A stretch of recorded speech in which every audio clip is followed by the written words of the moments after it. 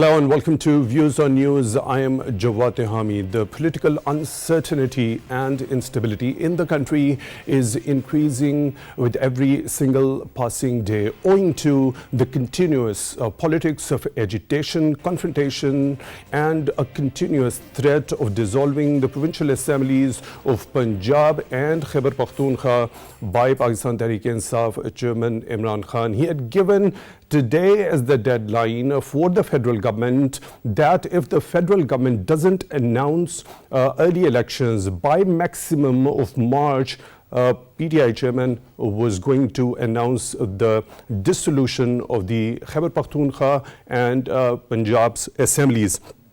On the other hand, the Election Commission of Pakistan says that it won't be able to hold general elections if the results of the 7th census won't be available by maximum 31st of March. Earlier, Planning Minister Ahsan Iqbal had also ruled out the possibility of early general elections owing to rehabilitation of the flood-affected areas in particular, and also he had said that the results of the census won't be available by March and April. And further to that, 4 to 5 more months would be required for the new delimitation of the constituencies. Information Minister had also earlier said that the general elections will be held on time in October 2023.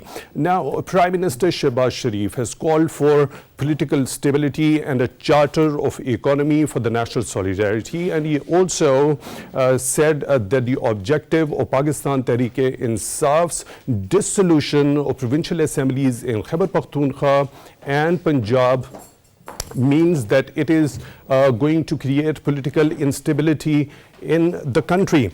And earlier we had seen President Dr. Arif Alvi had said decisions were needed to be made keeping in mind the wider and the larger interest of the country. And he also hoped that new pathways would be emerging soon for the country. Meanwhile, a district and sessions court in Islamabad has accepted a case filed by the Election Commission of Pakistan against former Prime Minister Imran Khan in the Toshakhana scam.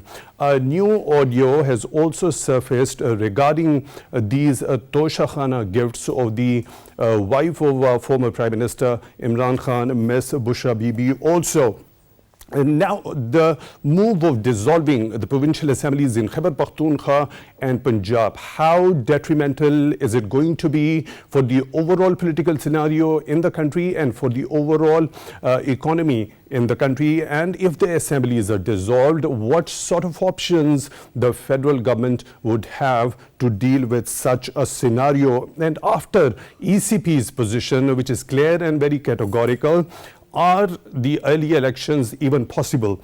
And what difficulties Pakistan Tehreek-e-Insaf and its chief Imran Khan might have in the Toshakhana case? And the new audio leaks, what do these audio leaks depict, and how much are these detrimental to Imran Khan's his own image and his narrative and his political party, Pakistan Tehreek-e-Insaf? Will be discussing all these aspects, the overall political situation in the country. And to discuss this, we are honored to have been joined in the studio by Dr. Abid Abbasi. He is political analyst. Dr. Abbasi, thank you very much for being on Views on News. Really appreciate your time. And at the same time on Skype, we are being joined by Barrister Saifullah Ghauri. He is political analyst. Barrister Ghauri, thank you very much for your time, for being Barrister Saifullah Ghauri, beg your pardon. Thank you very much for your time, also for being on Views on News. Let me begin the discussion with you, Dr. Abbasi. How detrimental is this particular continuous politics of agitation by Pakistan Tehreek-e-Insaf for the overall political scenario in the country and for the economic outlook of the country as well? Thank you very much, Tehami sir. Yes, as you have said well in detail in your intro, that from very beginning, Imran Khan has taken the path of agitational politics, and still he is going on the same way. What we have seen, unfortunately, during this agitation and having a very, sort of deep wish to come back into the power, the economy of the country is on the declining path. the seeds of that economic disaster were sown during his years in powers.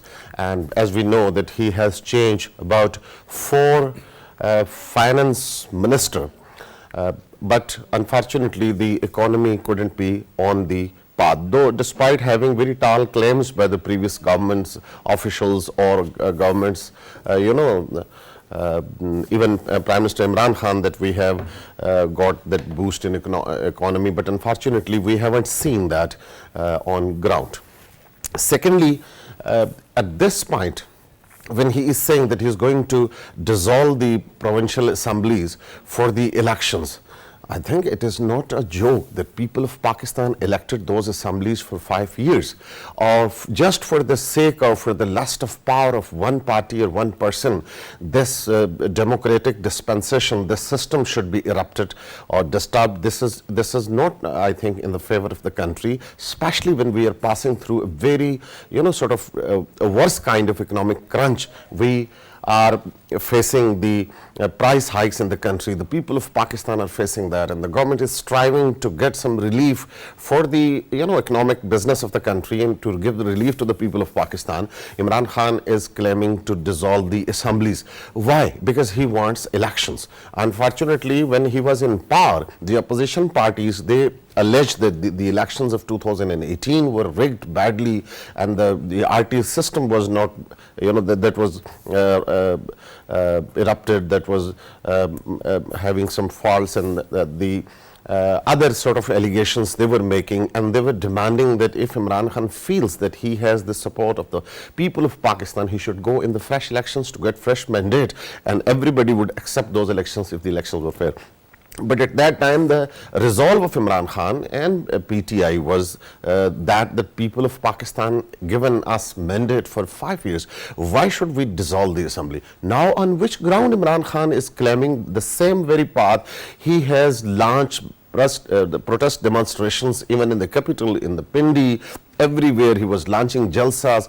On one hand, he had made literally mockery and joke of the elected parliament of the country. He was contesting elections and not coming in the parliament. They were getting salaries, they were getting perks and privileges, living in the many M&As in the parliament lodges. Even during 2013 to 18, when he was launching a dharna over here, they resigned from the parliament, and then they were getting all the perks and privileges and taking a big U-turn, came back into the parliament. Now again, the same sort of tactics he is using. He is actually twisting the arms of the system in his favor. That is not beneficial for the people of Pakistan. Your point is well taken, Dr. Abbasi. Barrister Ghauri, what's your take regarding this pressure tactics of Pakistan Tehreek-e-Insaf chief on the federal government of trying to make them to announce the early elections? Otherwise, he is going to dissolve the provincial assemblies in KP and Punjab. How detrimental for the overall political scenario in the country do you think it happens to be? Thank you for having me. I am perfectly clear that this is not an issue for the country. This is an issue for the PTI itself, because the way I look at it, it is political suicide. PTI has managed to honor itself in a position where it cannot self. The reason why I say this is because if in case this has already been stated by that a vote of no confidence will be floated against them, so the likelihood able to dissolve assemblies when a vote of no confidence is pending is not possible. The law is very clear on the fact that in case there is a vote of no confidence against the chief minister, he cannot dissolve assembly until and unless such vote is decided. Now, presuming that the vote of no confidence fails and they still go ahead and manage to dissolve the assemblies, there is still a time period of 3 days in which the chief minister has to request the governor to do so, and the governor will have to do so upon the chief minister's instruction. Even if that were to happen and the matter would not to go to the courts, the matter would not to get stopped for a variety of reasons, I still don't understand what PTI would benefit from. PTI resigned from the assemblies in National Assembly. What good did it do to them? The opposition just took over. Similarly, in Punjab, PTI has the PTI-led alliance, in fact, has the majority of only a few seats. Those few seats could easily be garnered by the provincial government by holding a couple of by-elections and making a government in Punjab, just like they managed to do so in National Assembly.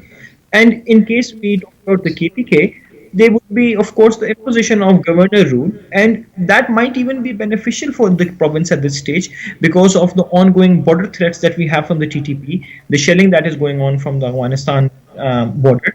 It sounds like actually a pretty good idea.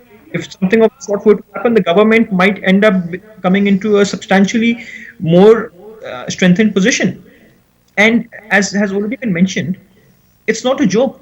These people come into the parliament based on the mandate of the people. If they just throw away the mandate of the people that each representative has been given, the people will not forget this in the upcoming elections. The people will know that they gave somebody a mandate and they just threw it away, resigned just to try and make a point.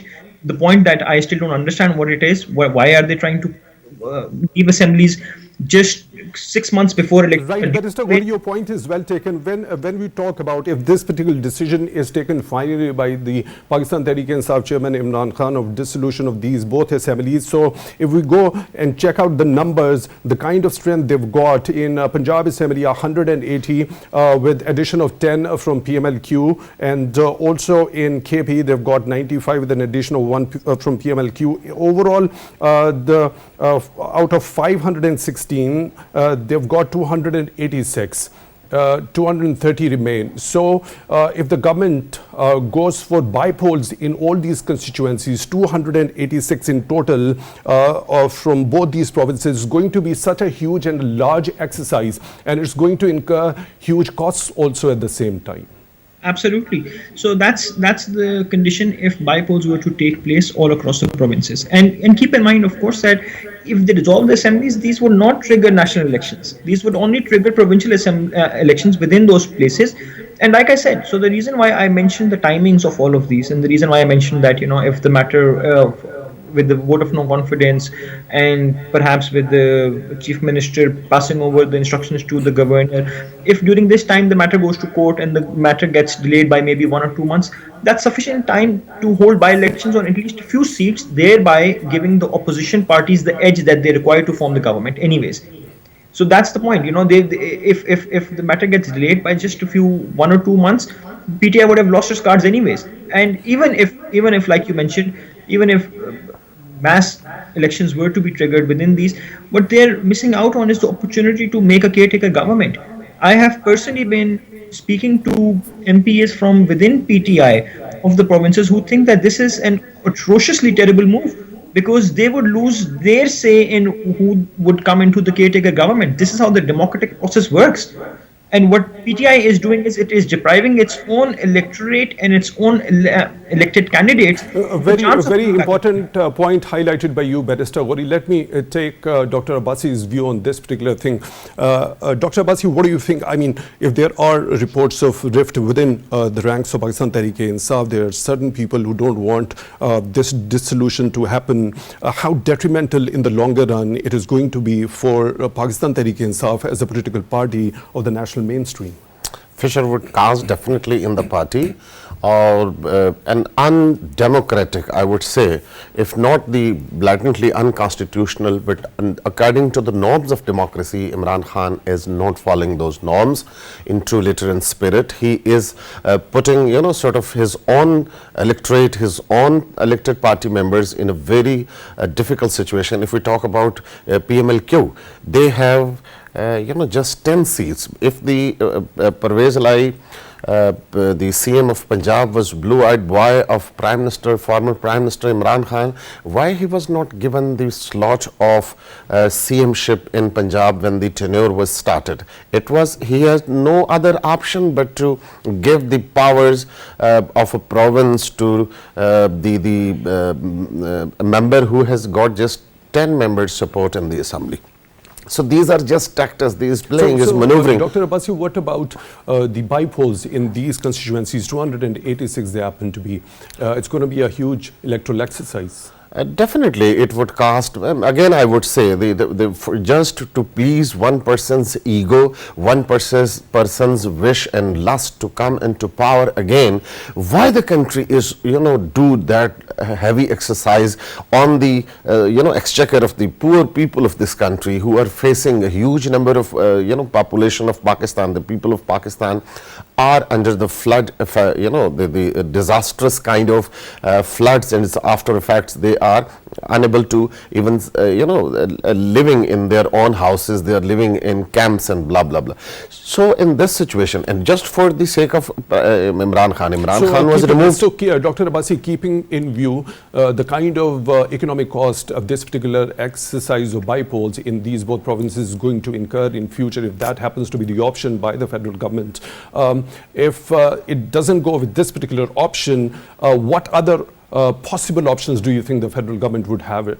I think I would endorse Ghauri Saab's point of view that the government would also seek the judgment of the courts. They will definitely take this issue into the court because they have a very solid point, though the not constitutional sort of prerogative, but they have this sort of path to go to in the court, because Imran Khan was removed from the power first time in the history of Pakistan through purely a constitutional manner, vote of no confidence. That is written in the constitution very clearly.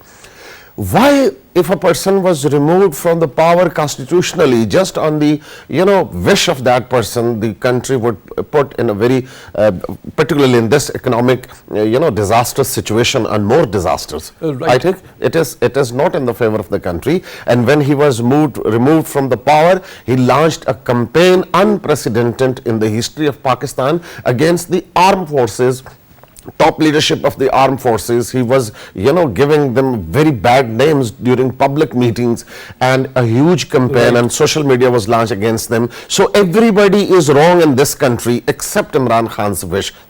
And look, the Imran Khan is the person, what he was, talking about the other people, calling them thieves and dacoits and blah, blah, blah. Now the things are surfacing in against him. If we talk about... I'll come, Dr. Abbasi, I'll come to that point regarding the Tosha Khana reference, which you're trying to allude at this point in time. Barrister Ghauri, you already mentioned an option of imposing the governor rule. If I'm correct, how viable this option is going to be for the federal government, and what sort of dividends for immediate terms do you associate with that? Right, so I think the reason why I brought that up as a possible option is simply because holding elections, as you have mentioned, might just be entirely unviable for a variety of reasons. First is, of course, the financial problems that Pakistan is going through. Having elections is a very, very expensive process. It's something that can be justified in this particular scenario, even before a court of law, by showing them our balance of payments and showing them that elections are due anyways. Secondly, and I say this once again with a lot of care, the deteriorating law and order situation within KPK itself, where we have border skirmishes almost every day nowadays with Afghanistan, and a resurgence of TTP.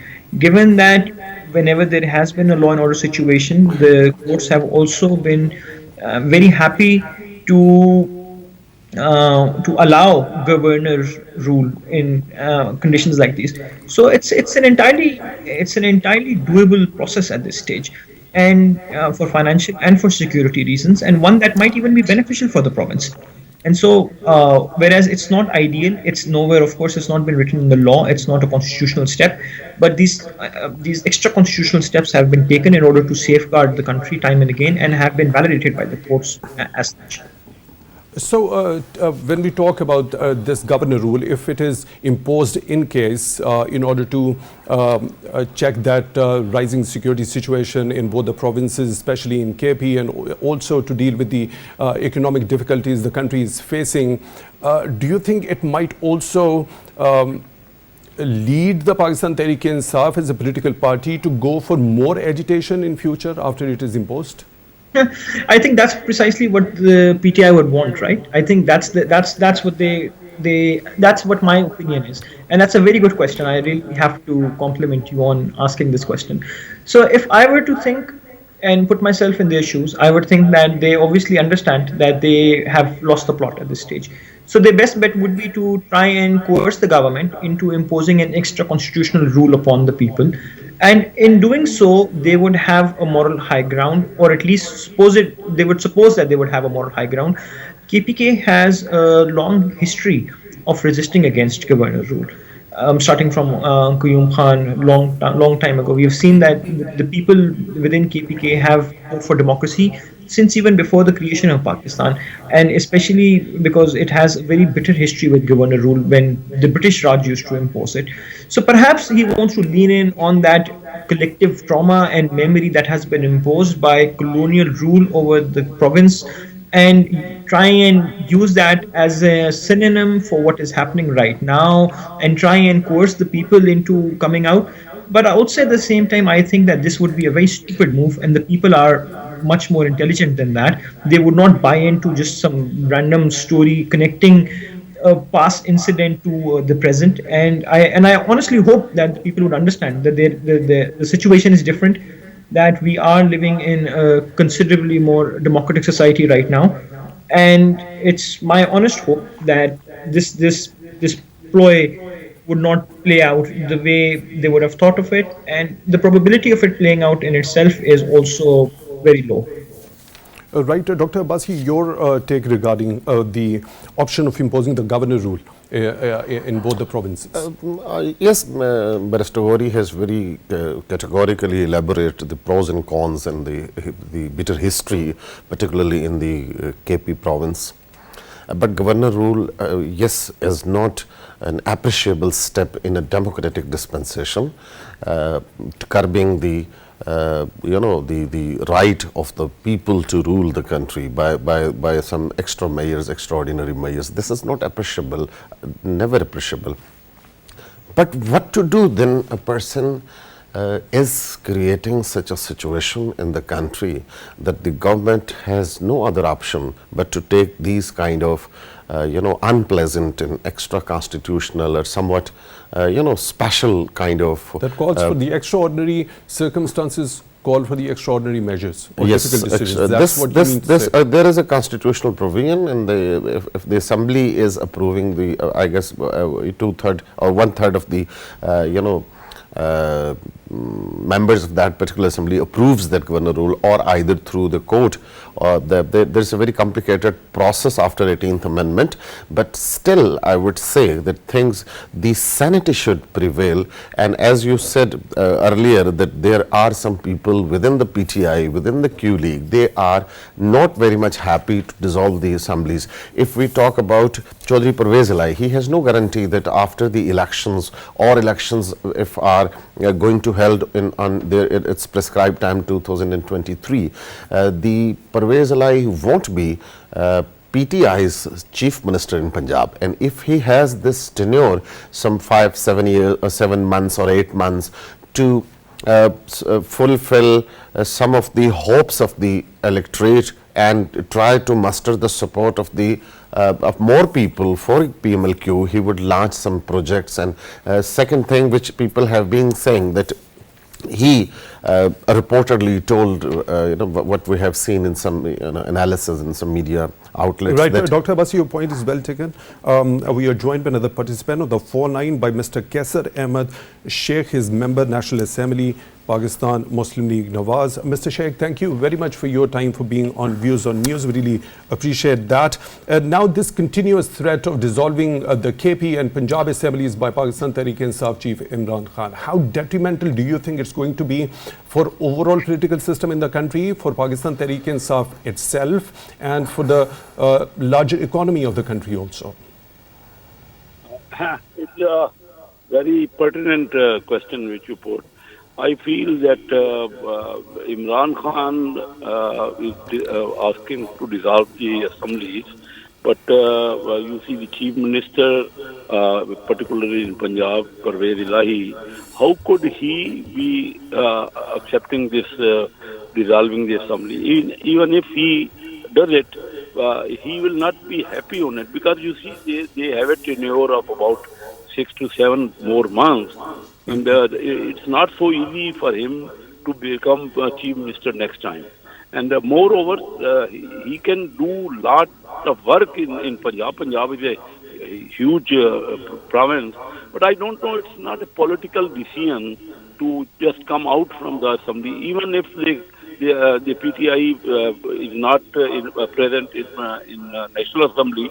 I feel most of their members are regretting that why they are not attending and participating in this political affair. So I feel that even if Imran Khan forces to dissolve this assembly, it is not in the benefit of their party, because there is 3 months of interim government, and in that government they will not be having any power in any province, neither in Punjab nor in KPK. So while Pakistan Muslim League, we are in the center, and we are still we will remain in power, and there are huge development projects going on. So I don't know what will benefit Imran Khan will drive from this. They will regret very soon. And you see, I know the mentality of the people of Punjab. They are always with the power. If the power is not there, if there is no force, Mr. Imran Khan himself contested election. He won his own seats. Out of his own seats, the seats which he already they obtained last time National Assembly, they lost 2 seats out of that. And even the seats they won, the Imran Khan himself was the candidate. So how could it be? He feels that he's a very popular person. So okay, let them do it. We are ready to contest election, and if the assemblies are dissolved, we are very we feel that it is comfortable to us for the opposition and to our allied parties that we have in Punjab and KPK. So it's right, Mr. Sheikh, your point that is we should regret. Okay, let them. But I feel still it is not very clear, and how they announce and what time they announce. When will at present the elections are just you see, next elections are expected to be in October, and even if the assemblies are this Punjab and the KPK assemblies are dissolved, after 3 months it will be April. The next election will be there. So the gap is not big. I don't know why. What is the logic in it? And Mr. Sheikh, what remains to be the when they were last 10 years they are in KPK. They have been they are ruling that province. So what they performed? Can they tell us what they performed in that province? So I don't know why they actually they wanted to get election date when they had long march. But instead of having election date, they now are dissolving their own assemblies. So I feel there's not any good result for the PTI, and they will regret their decision even if they take it. And particularly Mr. Pervez, I don't feel that he will be happy with this decision. Right, Mr. Sheikh, what happens to be the option number 1 for the coalition government if this decision is finally taken by Pakistan Tehreek-e-Insaf, Chief Imran Khan, of dissolving both the assemblies? Does contesting the by-polls in these both provinces remain to be the option number 1? And what other possible options could be there? And what the government is thinking right now regarding that? In my opinion, this is the only option we have. And this is a good option for us. We have enough chance. We are ready to face them. And the option for our coalition is that we will go and contest election. And then let's see. You see, presently we can deliver a lot. We have a government in the center, and we can make conversing. We can do something for the benefit of the people. And you see now the international commodity prices are coming down, and I feel that a lot of news recently notice that 10 rupees a litre petroleum price have been reduced. Similarly, similar benefits, I think, because the trend in the world market in the prices is downward. So we can pass on various benefits in these 3 months, and we will deliver our best. And there's a good opportunity that we will get majority of the seats in these two provinces with our coalition. Even if you notice, even in last election, total number of votes are much bigger as if you compare the PTI votes and versus the coalition parties' collective votes. So those votes even in the last election were much bigger. I don't know the logic in dissolving these assemblies, but they thought that this is their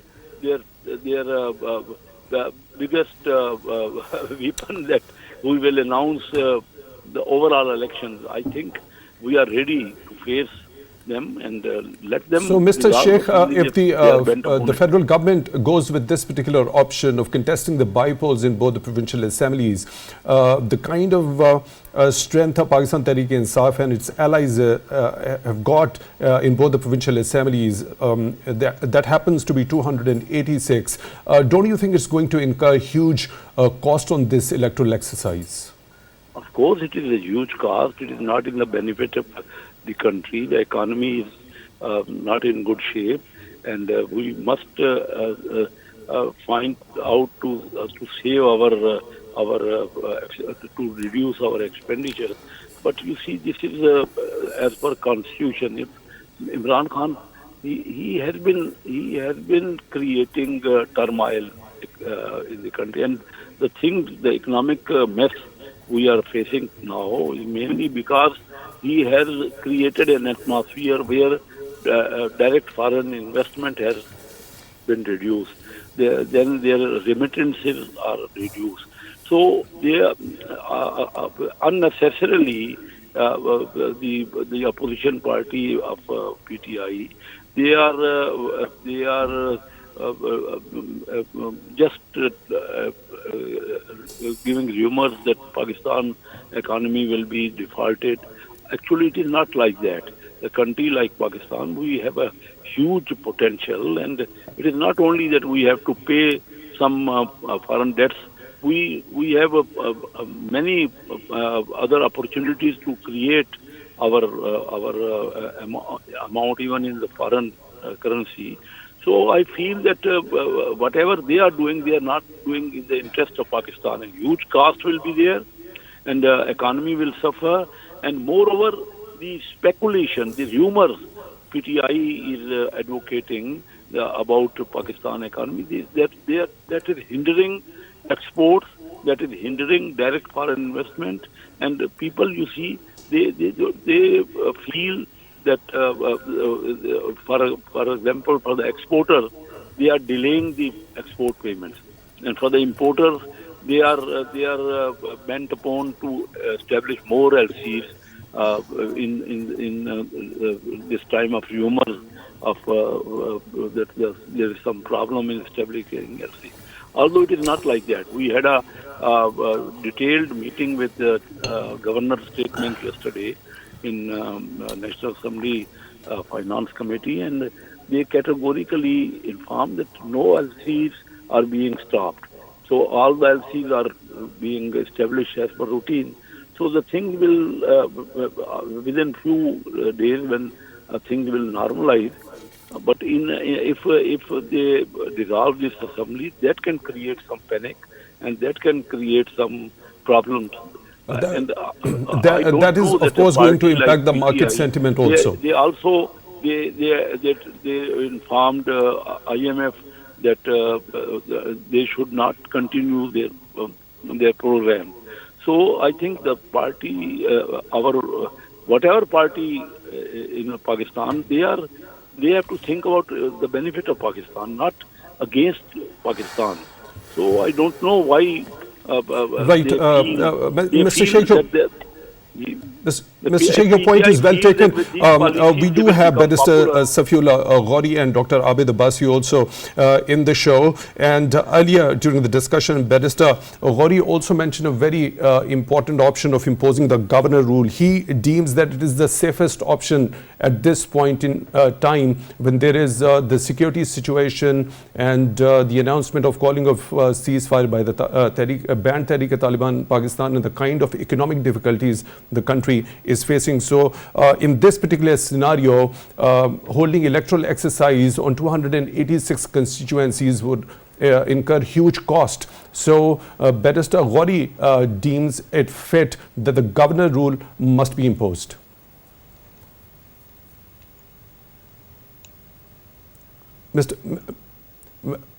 Mr. Sheikh, can you hear me, please? I can hear you, yes.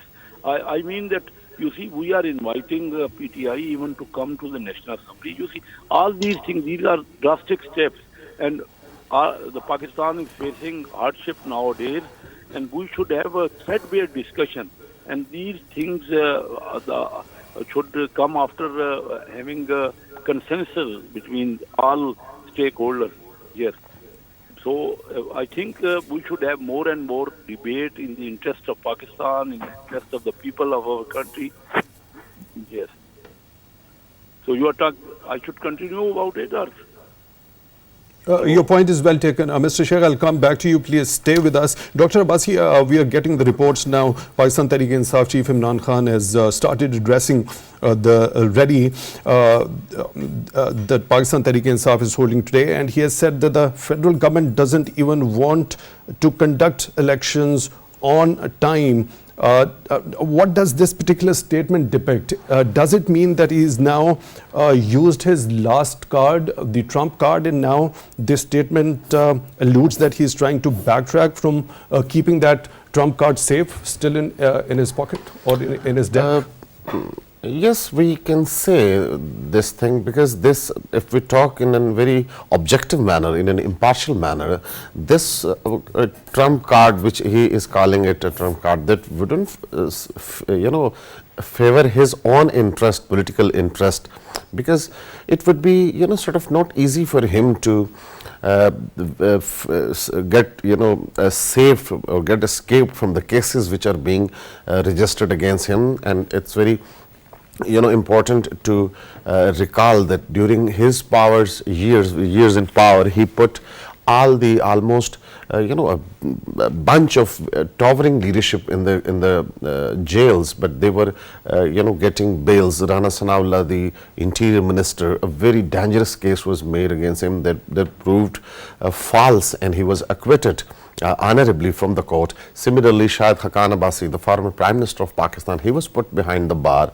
Or then Asif Ali Zardari, the former President of Pakistan, he was put behind the bar. Even his sisters, she was taken from the hospital straight to the jail. Maryam Nawaz Sharif was kept behind the bars. Nawaz Sharif was kept, and the Prime Minister of Pakistan, Shahbaz Sharif, he was opposition leader, he was put behind the bars. And even he won the cases not only in Pakistan but even in London, abroad. What happened happens with Imran Khan?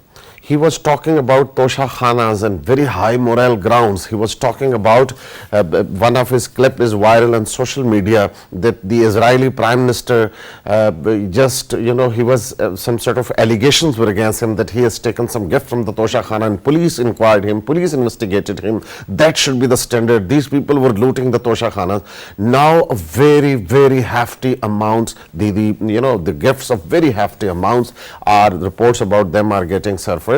Or secondly, we have not having the cases in consideration about the foreign funding. That was also very much almost very comprehensively reports have been released, and that case is having very much weightage. Similarly, many other very genuine cases.